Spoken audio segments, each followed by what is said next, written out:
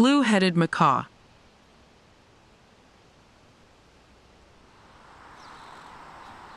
The blue-headed macaw, also known as Coulan's macaw, is a species of parrot that is native to South America.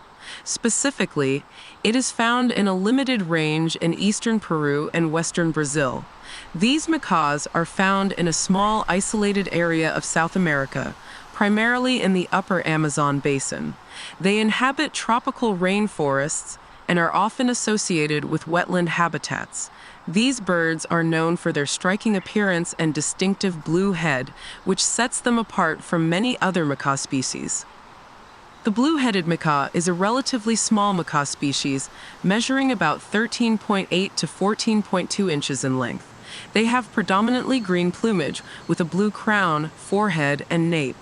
Their wings and tail feathers are also edged with blue, and they have a yellowish-green patch on their cheeks. Blue-headed macaws are social birds that live in small flocks. They are known for their playful and curious nature.